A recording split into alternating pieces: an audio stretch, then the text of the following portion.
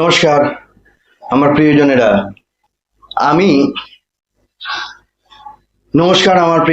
আমি যে বিষয়ে আজকে এই সংক্ষিপ্ত ভিডিওটা বলছি সেটা হচ্ছে যে আমাকে অনেকেই বলেন যে অর্থের একটা চাহিদা রয়েই গেছে সংসারে। হ্যাঁ, এটা তো ঠিক।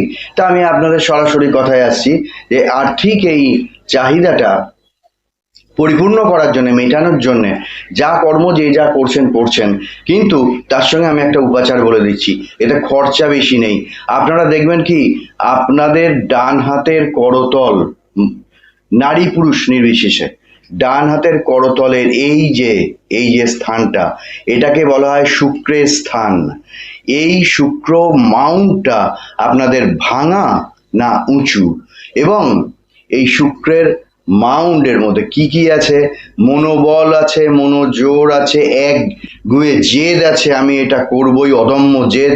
এবং এটার থেকে কিন্তু অর্থ আপনার কিভাবে আমদানি হবে, কি করলে আমদানি হবে, এবং অর্থ আমদানির এই স্থানটা, এইটা যদি অনেকেরই ভাঙা থাকে, ডাউন থাকে, পরে আবার এটা মাউন্টটা হয়ে যায়। তো যার যেমনই থাকুক না কেন, আমি সর্বসাধারণের জন্য বলছি যে অর্থের তো আমাদের প্রয়োজন। তো একটা উপাচার করবেন, যেটা হচ্ছে যে প্রথমেই বলে নিই যে এর জন্য লাগবে একটা গোলাপি কালার।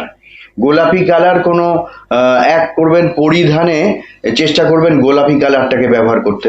এরপরে রুমাল গোলাপি নেওয়ার চেষ্টা করবেন। আর যেটা বলছি যে একটা গোলাপি কালারের, আমি চুনি বলছি না, চুনি অনেক মূল্যবান হতে পারে, কারণ এখন আমার অর্থের দরকার, আমি অর্থ ব্যয় করে ফেললাম তা না, অর্থ আসুক তারপর দেখা যাবে।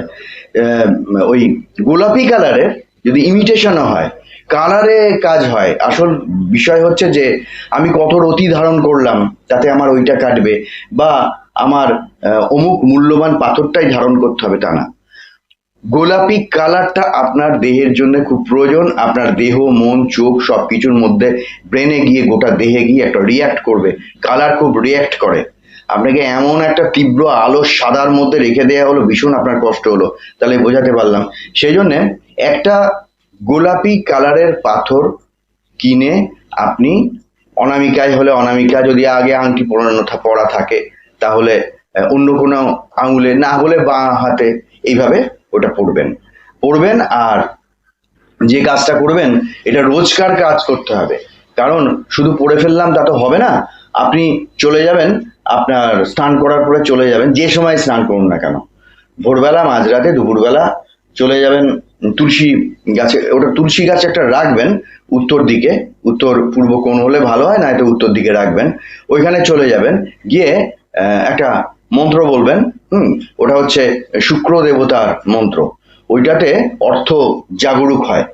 এই মন্ত্রটা বলবেন, আমি বলে দিচ্ছি।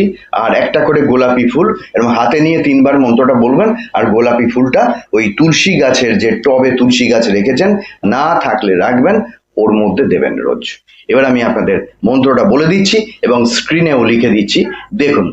মন্ত্রটা হলো ওম শুক্রে মহাশুক্রায় নমঃ। 3বার বলবেন, ওম শুক্রে মহাশুক্রায় নমঃ। আজকে এই সংক্ষিপ্ত ভিডিও এই পর্যন্ত। আপনারা সফল হন এই চান। ধন্যবাদ, নমস্কার।